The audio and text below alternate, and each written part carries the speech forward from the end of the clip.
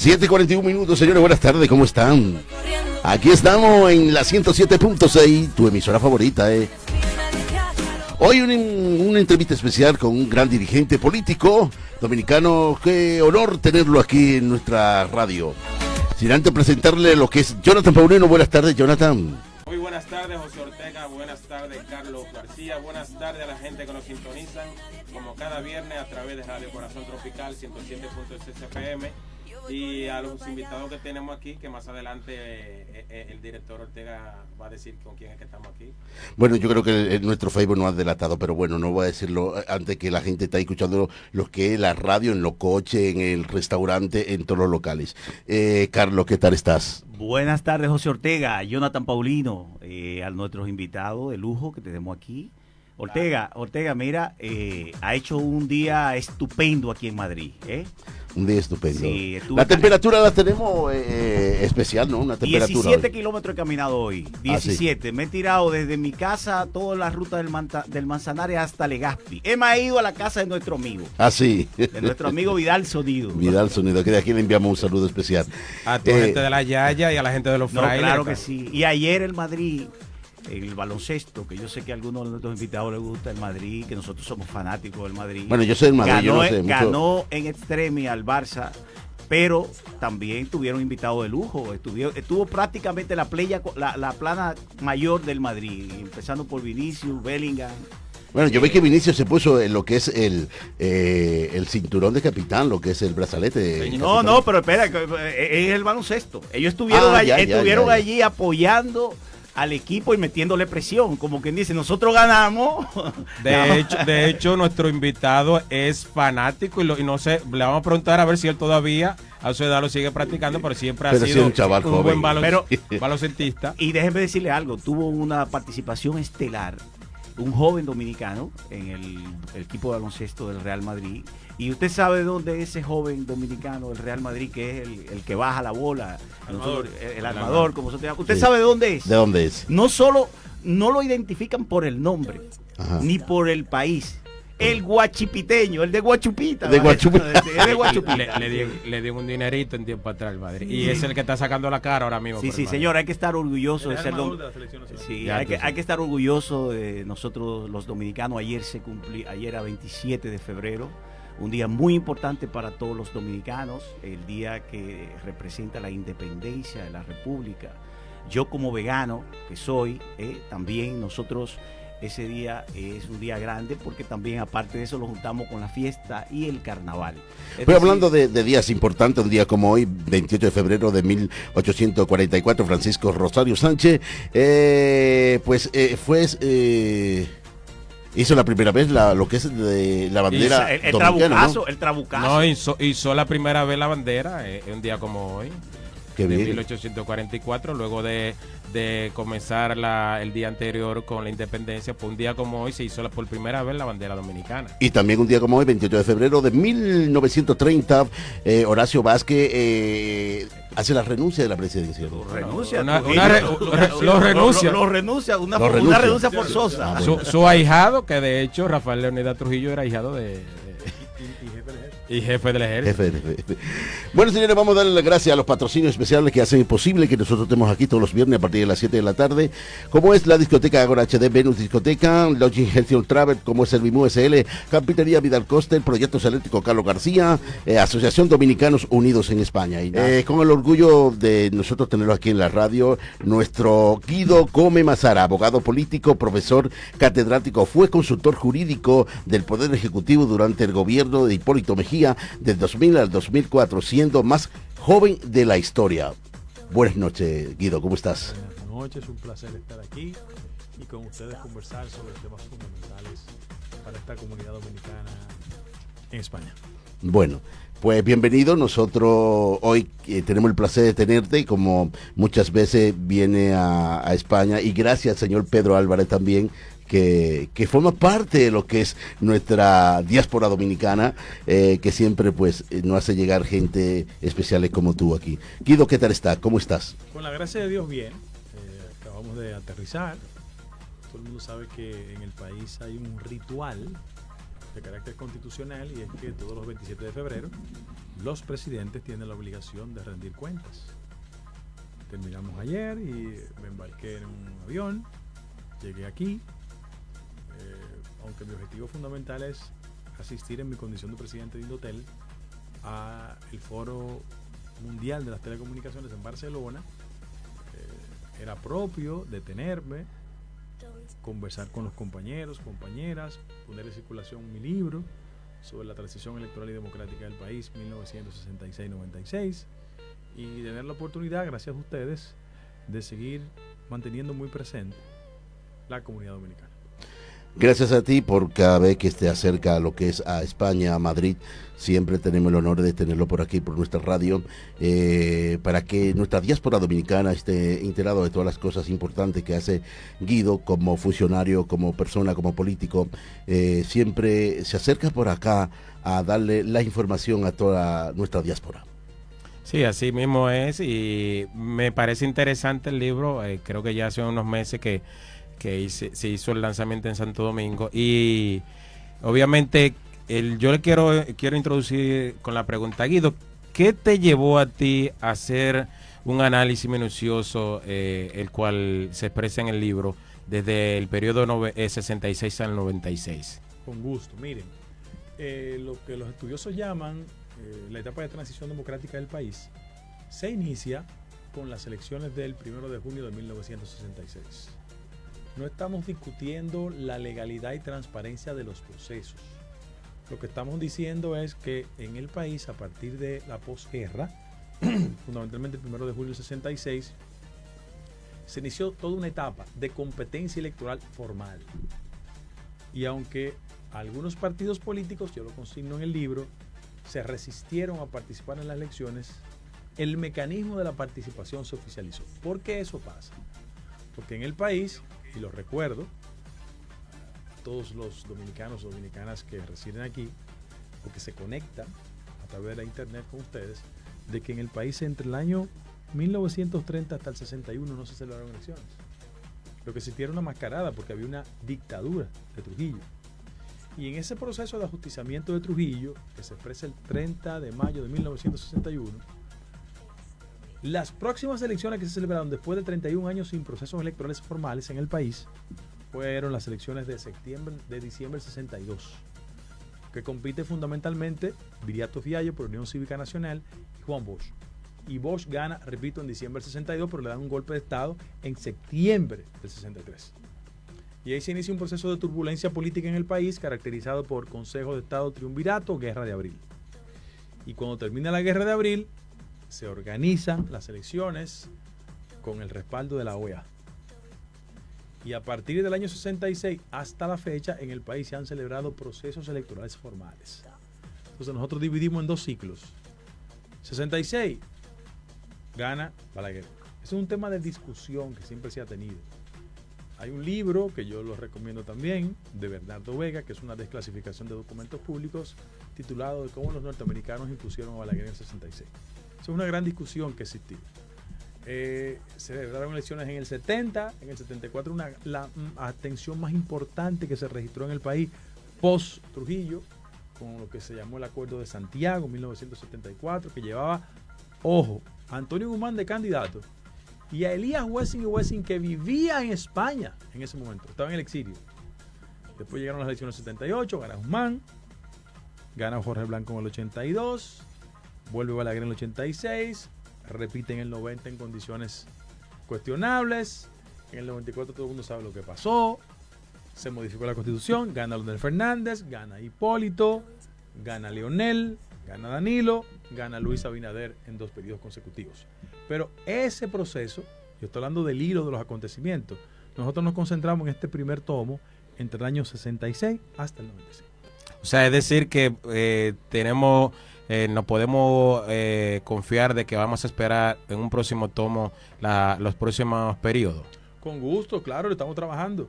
Ya el primer tomo se agotó, o sea, yo he tenido que hacer 3 ediciones. Yo estuve en Nueva York hace 3 semanas, aproveché un fin de semana, tenía que ir a Washington, y puse en circulación el libro. Le agradezco a los compañeros de allá. Y mañana lo vamos a hacer aquí, Vallecas, que es el local del PSOE. a las 5 de la tarde, y estamos invitando a todos para que nos acompañen. ¿Ustedes saben por qué? Porque aunque parezca un acontecimiento inconexo, los procesos migratorios de que ustedes son parte han estado vinculados profundamente con la situación política del país. El primer flujo migratorio dominicano significativo salió posguerra. Aunque hay que recordar que también durante las dictaduras y los gobiernos de Balaguer hubo un exilio significativo. Suele ocurrir eso. Sí, pero yo hablo de un proceso migratorio masivo. Hay un funcionario electo dominicano que se llama Tirano Espaillat, que junto a la Universidad de City College hicieron un estudio respecto de la diáspora dominicana en el exterior. Y hablan que hay 2 millones de dominicanos fuera de la República Dominicana, pero hay un 26% de ellos ya en Europa. Sí. O sea, el fenómeno migratorio que comenzó como flujo hacia los Estados Unidos, después de los 90 comenzó a desarrollarse hacia Europa. Antes, en España antes, ¿eh? La concepción masiva del proceso fue después del 90. Siempre habían flujos migratorios, siempre han existido. Lo que estoy diciendo es que frente a ese acontecimiento, aunque parezca divorciado, la gente se va del país porque hay una situación política, no hay perspectivas económicas, y ustedes son el resultado de esos procesos. Guido, Jonathan, te iba a decir, primero felicitarte, ¿eh? Hay que felicitarte por el libro, con una presentación de lujo, y por qué no decir que hemos visto algunas críticas, ya te hicimos una allí nosotros, particularmente, queríamos el libro, tenerlo aquí a mano. Se lo mando mañana. Exacto, pero sí que hemos visto las críticas de la gente que sabe de literatura en la República Dominicana y han elogiado tu libro, dicen, porque es tu tercer libro, sí. Específicamente en esta característica es el primero, sí. Pero sí que te habla acerca de la participación activa, tú como narra desde tu perspectiva lo que has vivido. Claro. Y bueno, en ese sentido hay que felicitarte. Vimos también el presidente de la República estuvo dándote un espaldarazo ahí. Que agradezco. Y bueno, yo de antemano, o sea, lo que quería preguntarte con relación a esto, al tema del libro es si dentro de esos procesos electorales, que muchos de esos procesos estuvieron vinculados hubieron actos dentro de eso, donde han habido mucha sangre derramada en los procesos electorales que han habido en la República Dominicana, todavía hasta el 94 hubieron muchos muertos en la República Dominicana. Entonces, una de las cosas que quería preguntarte era, tu padre, que murió aquí en Bruselas, se ha escrito recientemente, el 2023 se puso en circulación un libro, Muerte en Bruselas. Morir en Bruselas. ¿Haces algún hincapié con relación a la muerte de tu padre? Se ha especulado mucho, se ha dicho que fueron... Sí, yo lo puedo explicar aquí. Vamos al acontecimiento político como hilo del libro que vamos a publicar. Exacto, eso es lo que Miren lo que pasó. Lo que pasó fue que el doctor Peña Gómez jugó un rol estelar en ese proceso. Porque Bosch participa, le dan un golpe de Estado, se va, regresa. Y aunque participa en los procesos electorales a posterioridad del 66, que ganó Balaguer, entre comillas, él se va de República Dominicana en noviembre del 66. Y regresa en el 70. Y se estableció en Benidorm, aquí en España. Sí, sí. Primero en Barcelona. Sí. Y luego... Y la tesis fundamental que él desarrolló, uno de sus tantos libros, de la dictadura con respaldo popular, lo desarrolló en Benidorm, que fue su fundamento teórico. Porque hay que decir que Peña y Juan Bosch estaban definidos ideológicamente en ese momento en el PRD por lo que se llamó la teoría del nacionalismo democrático. No era socialismo democrático todavía. Eso lo hace el PRD a finales de los 70. Entonces, Juan Bosch se va, se establece aquí, y Peña Gómez se queda en el país articulando una relación con los grupos liberales y progresistas, entre ellos, el Movimiento Popular Dominicano, que es el partido de mi papá. Cuando Bosch llega en el 70, él usa una frase y dice: vengo a desgarrapatizar el buey blanco. O sea, a quitar la garrapata, porque él entendía que la alianza que tenía Peña con esos grupos era una alianza que era perjudicial. Era la reacción típica del caudillo, que no permitía que un líder emergente como Peña Gómez construyera un liderazgo con raíces propias. Entonces, cuando tú analizas la política dominicana entre el año 66 y 96, todas las alianzas tácticas que hizo el PRD era con los sectores democráticos y populares, las izquierdas. Y Peña fue el gran arquitecto de eso. Sin embargo, inclusive la gota que rebosó la copa para explicar la ruptura de Bosch en diciembre del 73 del PRD tiene mucho que ver con los acontecimientos entre el asesinato de Amaury Germán Arispe. Eso te iba a decir. Y después la muerte de Francis Camaño. Porque el PRD era un partido, en ese momento, que tiene una base popular muy fuerte y unos vínculos con los sectores de izquierda. Inclusive, una de las personas que desembarcó con Camaño era un militante del PRD. Entonces, esos son los acontecimientos que es bueno refrescar, porque la figura del doctor Peña Gómez siempre jugó un rol estelar en ese proceso.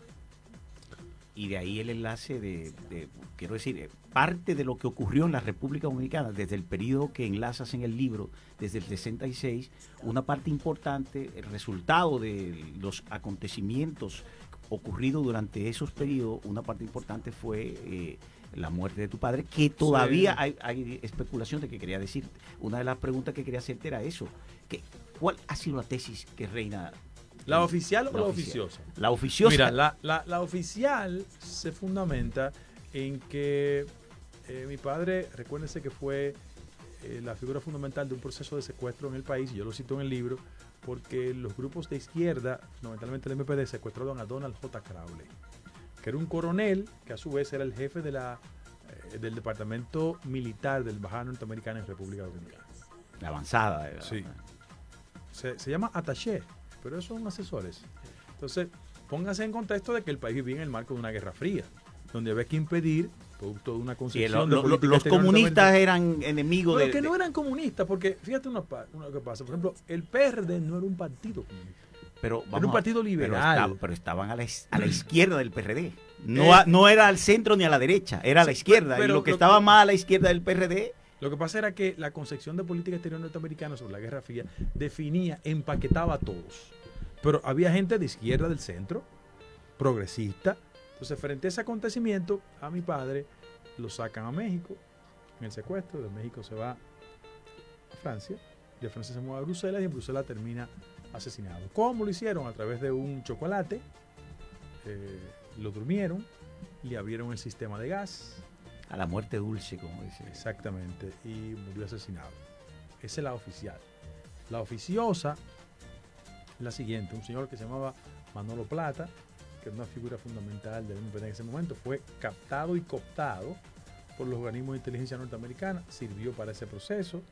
Desafortunadamente en ese tramo murió Miriam Pineda, que era la viuda de Otto Morales, otro dirigente importante del MPD en esa época. Y esa es la versión oficiosa. Por eso yo doy la oficial y la oficiosa en el interés de que compren el libro, léanlo. No es de mi autoría, pero agradezco a todos los que han trabajado. Hay 2 libros. Uno se llama El olor del olvido. Ese no lo he leído. De Freddy Aguas Vivas. Que es muy bueno, Freddy Aguas Vivas. Y otro. Tiene uno muy bueno ahora, perdón, no para hacerle publicidad, pero, lo puedo hacer. he visto, me ha interesado muchísimo los temas que trata ahora Freddy Aguas Vivas acerca del caso Banínter, que los protagonistas están vivos ahí y han habido conflictos. Él escribió sobre eso. Entonces, sobre esa base se ha desarrollado muchas teorías al respecto. Lo que estoy diciendo es que yo cito la oficial y la oficiosa en el interés de que la gente lea la documentación y haga sus propias conclusiones. Mañana, ¿a qué hora? 5 p.m. 5 de la tarde en la calle Concordia número 6, eso en Vallecas. Estaremos ahí apoyando y nos va a dedicar el libro, ¿no? Con gusto. Y además importante saber toda nuestra historia a nivel de política electoral. Este es un libro que puede, que muchos dominicanos están fuera, decíamos nosotros fuera de la radio ahorita, que muchos dominicanos no están chupados de que nuestra historia, de nuestra política, de lo que ha pasado allá realmente. Y mañana vamos a dar la invitación a toda la gente que nos está escuchando en la calle Concordia número 6. Vamos a presentar el libro Transición Electoral 1966-1996. Mira, por ejemplo, yo creo que mucha gente que adversó a Balaguer no estudió la figura de Balaguer. Y yo quiero hacer un juicio sobre la base de elementos históricos, no de mi consideración. Porque cuando tú te dedicas a hacer un libro y quieres tocar la puerta a la objetividad, tienes que hacerlo sobre los hechos. Con rigor. Las pasiones. Por ejemplo, yo que nunca he estado en la franja balaguerista, pero Balaguer fue el candidato por excelencia de los sectores conservadores, que tras la desaparición física de Trujillo necesitaban un candidato que le diera rostro y consistencia a esas fuerzas. Que le garantizara una serie de cosas que venían, porque Balaguer era del régimen. Sí. Sin embargo, el experimento que hicieron los sectores conservadores del país y oligárquicos fue el siguiente. Que como Balaguer no podía presentarse en el año 66 a la selección, Balaguer no pudo participar en el 62, sí en el 66, porque se pasó una ley de destruyización que impedía que Balaguer participara. Y las elecciones del 62 fueron fundamentalmente Bosch contra Viriato Fiallo, que era un médico prominente de un partido que se creó, se llamaba Unión Cívica Nacional. Bueno, para que la gente tenga un hilo de los acontecimientos, Balaguer se presenta en el 66 y su candidato vicepresidencial era Augusto Lora. Pero cuando él hace el intento de candidatura a la reelección, él rompe con Lora. Y al romper con Lora se buscó de candidato vicepresidencial, ustedes nos recuerdan, Carlos Rafael Goyco Morales. Eso es en el 60, en el 70. En el 70, que no se presentó el PRD. Claro, ni en el 74 Ni en el tampoco. 74. Y él se hace acompañar en esos procesos por Carlos Rafael Goyco Morales. En el 70 y en el 74. ¿Qué pasa en el 74? Que la mayor fuerza política opositora se abstiene. Y como se abstiene, Balaguer encuentra una formalidad de un político muy extraño en el país que se llamaba Luis Homero Lajara Burgos, que se presentó a una mascarada electoral para oficializar la victoria de Balaguer. Y oigan este dato, la gente no lo recuerda, sobre todo porque yo apelo a la edad de ustedes, ¿no? Algunos lo hemos leído. Sí, no tenemos esa idea. Pero por ejemplo, Luis Homero Lajara Burgos era del PRD. Él militó en el PRD entre el año 1962 hasta el 70. Y se va del PRD y funda un partido, Partido Demócrata Popular. Y ese partido hasta impugna a Peña Gómez por ante la Junta. Claro, la Junta falló favorable a Peña, bajo el alegato de que Peña era haitiano. Sí, eso. Pero Lajara Burgos era del PRD. Originalmente. Pero él, en las elecciones del 74, sirve como una formalidad de la competencia para que Balaguer se validara de candidato. Pero en el 78 hay un acontecimiento importantísimo, porque Balaguer se presenta otra vez y ahí gana Guzmán. Sin embargo, ¿qué pasó? Que en la convención interna del Partido Reformista, quien ganó la convención fue Fernando Álvarez Bogar. Pero la lucha interna entre los grupos de Pérez y Pérez y Neni Barcejas pusieron a que Fernando renunciara. Tú dices en el 78. Sí, rumbo al 78. Porque la elección del candidato vicepresidencial fue previo. Vicepresidencial. Pues te iba a decir porque el candidato fue Balaguer. No, el vicepresidencial. Entonces, cuando Fernando gana la candidatura, lo hacen renunciar y vuelve otra vez Carlos Rafael Goyco Morales de candidato. Álvarez Bogar, perdona, que Peña Gómez lo indica como su hermano. Ciertamente. Fueron su madre. Porque no, lo que pasa es que en Mao, donde Peña se levantó, se crió, los familiares de Fernando acogieron a Peña como un hermano más. Y esa era una deuda histórica que siempre Peña tenía. Dicen que una de las razones también por la que Peña Gómez no llegó a ser presidente, por la lealtad, por ser amigo de sus amigos, llegó a Álvarez Bogar. Yo pienso Álvarez Bogar que tenía un rechazo importante dentro a pesar de que fue con los aliados, Peña Gómez, pero él no quería que fuera Álvarez Bogar, no, pero mira, vicepresidente la historia es importante verla en la distancia porque eso le da una mayor objetividad. Nosotros volvemos al argumento original. Aquí hay muchas pasiones, hasta en el béisbol, ¿verdad? Entonces, la pasión, cuando se introduce al análisis de una situación política determinada, contamina. Entonces, ¿qué pasa? Mira, gana Guzmán en el 78, las elecciones, su candidato vicepresidencial, Jacobo Magluta. ¿Por qué? Porque Magluta fue el competidor interno en una convención interna del PRD, celebrada en el Centro de Tallistas en el año 77, donde se elegía por delegado, no era el voto universal. Y ahí hay una alianza frente a la eventualidad de que el doctor Jorge Blanco se presentara con éxito y se alían Magluta y Guzmán. Y se divide el partido no por fragmentación institucional, sino porque cada quien ocupa un cargo. Guzmán presidente, Magluta vicepresidente y Jorge Blanco senador por la capital. En el 82 gana Jorge Blanco. Jorge Blanco va a un proceso interno contra Magluta y le gana. Que ahí fue el gran la segunda vez que se divide. No, el PRD se divide a posteriori. No digo, pero Porque ese fue el origen donde se sembró bueno, es verdad. Las bases principales donde viene la gran división real entre Peña Gómez y Jacobo se fundamenta en el apoyo de Peña Gómez, Jorge Blanco. Sí, pero también Jorge Blanco hizo un uso vil de la figura de Peña Gómez porque en aras de que Jacobo no pasara, él presentó a Peña de candidato interno, respaldado por sus fuerzas. Pero la imagen del doctor Jorge Blanco había sido diezmada por un acontecimiento importante del país, abril del 84. ¿Qué pasó en abril del 84? Yo lo cito en el libro. En la República Dominicana habíamos acumulado una crisis financiera que tenía su origen en factores externos. A principios del 82, en México se dio lo que se llamó la crisis del tequila, que era una especie de no pago a la deuda externa, siendo el presidente López Portillo. Eso impactó significativamente en la economía dominicana, combinada con otros elementos. Entonces Jorge Blanco entendía que había que hacer un acuerdo sombra con el Fondo Monetario Internacional y lo hizo en abril del 84. Era una Semana Santa. El país se fue de Semana Santa y cuando regresó encontró los precios de los artículos de primera necesidad muy altos.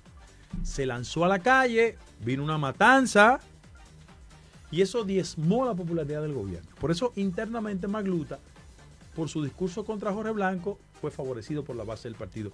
Y Jorge Blanco, en el interés de cerrar el paso a Magluta, buscó a Peña Gómez.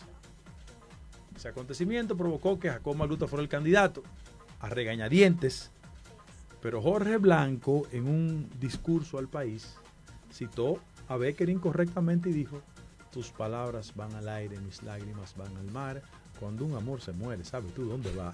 O sea, que no lo apoyó. El mismo caso del 2012 con Miguel Vargas y Hipólito. Entonces, eso sí fue lo que marcó un proceso de fragmentación del PRD que terminó en el lapso 86-90 con dos partidos.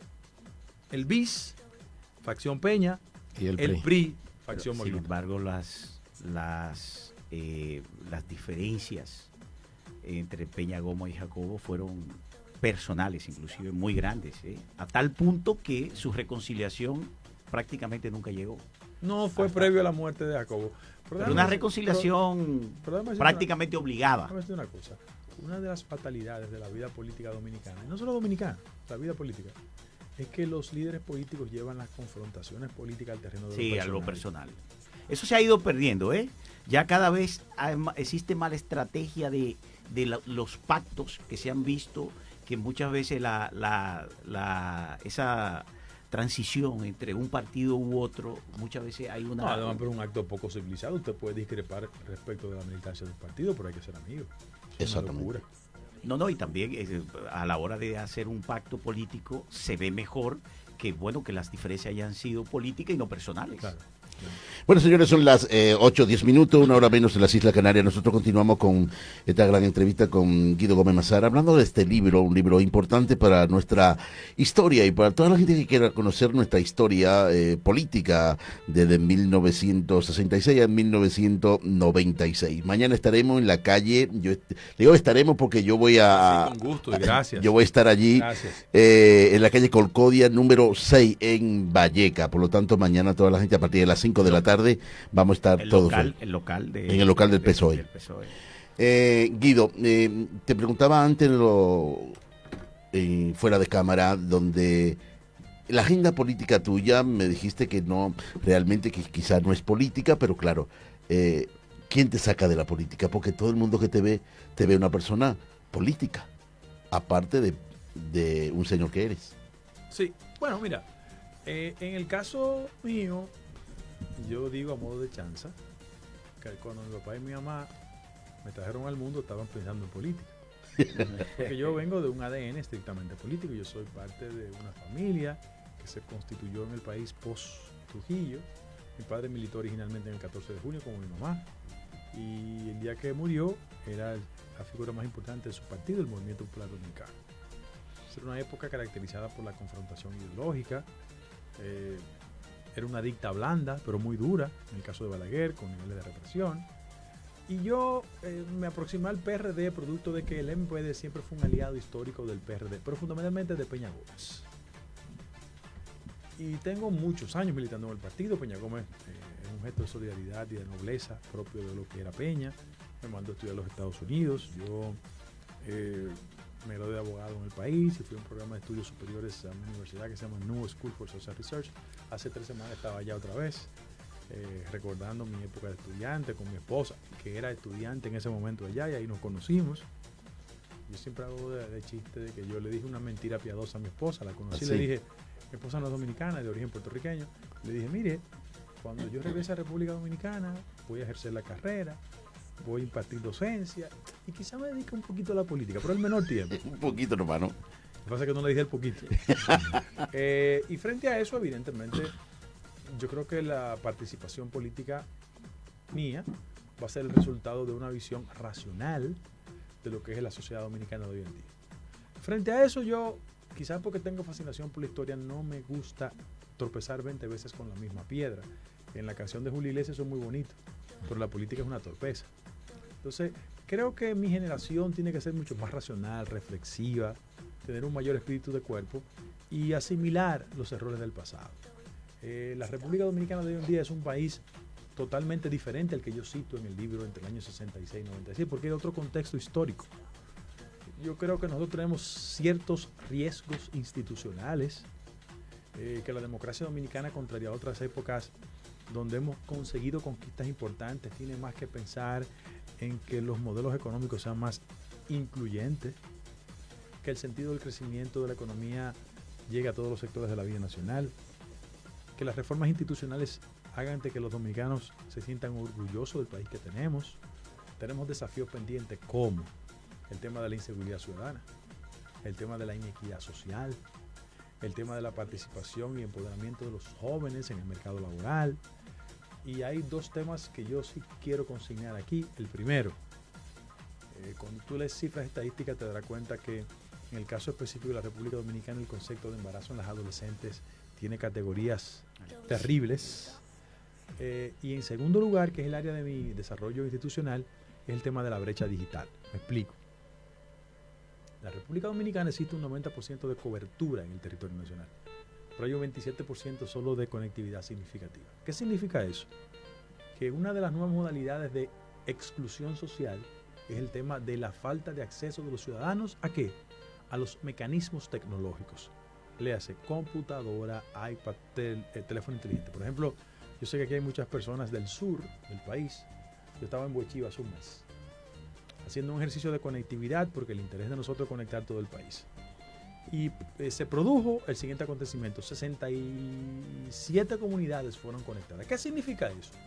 Que si usted vive en Los Patos de Barahona, a los sureños, y usted nunca había visto Netflix, la labor que hace el Indotel es conectarle a usted para que usted vea Netflix. Si tú tienes una sobrina y vive en Juan de Herrera y tú estás en Valencia y le mandaste un iPad, como no había conectividad antes, el Indotel, nosotros en la gestión le pusimos conectividad y ya la niña puede hacer su tarea en su iPad. Pero si tú estás en Los Cacaos de San Cristóbal, ¿verdad? Y sientes que hay un vecino medio molestoso con problemas, tú puedes ir con la conectividad que hemos hecho en los destacamentos y verificar si tiene antecedentes penales o está prófugo. Es decir, el que no da el salto a la modernidad y no incorpora esas herramientas, lo tiene como desafío pendiente. Entonces, esas son las labores que nosotros estamos haciendo en el Indotel. Yo siempre he creído como buen cristiano que todo tiene su tiempo bajo el sol. Yo soy muy respetuoso de los tiempos de los otros, pero creo que lo que importa ahora es impulsar una buena gestión de gobierno, que los indicadores macroeconómicos se correspondan con lo que sienta la gente en el estómago y en el bolsillo. Yo los invito sin ánimo de que la gente presuma de que porque yo soy funcionario público soy un alabardero. Yo no soy eso, ni lo seré nunca. Pero yo invito a la gente que, y me quito el sombrero frente a uno de los componentes importantes de la economía, que son las remesas. La economía dominicana ha sobrevivido en los últimos 15 años por turismo, remesa y zona franca. El año pasado a la economía dominicana ingresaron 10.500 millones de dólares, que son el 10.5% del PIB, por concepto de remesas. Aunque el 74% llega de Estados Unidos, la parte restante llega de Europa. O sea, tenemos que quitarnos el sombrero frente a ustedes. En el tema del turismo, el turismo representa 14% del PIB. Y solo una provincia concentra 8% de ese 14%, la provincia de la Altagracia. Y el año pasado Solo por el sector de zona franca colocamos 8.500 millones de dólares en los mercados extranjeros. O sea, hay una realidad. ¿Cuál es el desafío? Que esa realidad toque a todos los sectores de la vida nacional. Fíjate, Guido, muy interesante. Porque yo creo que perdona que te interrumpa, Carlos, yo creo que ya no hemos pasado a la parte del libro a la sí, no, por eso del libro por eso, a los funcionarios. Por eso, es importante porque nosotros también teníamos ese tema y vamos a hablar del libro y luego después... no se puede diferenciar el político del escritor, que ya hemos dicho que ha tenido una gran aceptación el libro. Y voy a tomar la delantera con el tema político para... Ahora venimos con todas esas informaciones, ¿eh?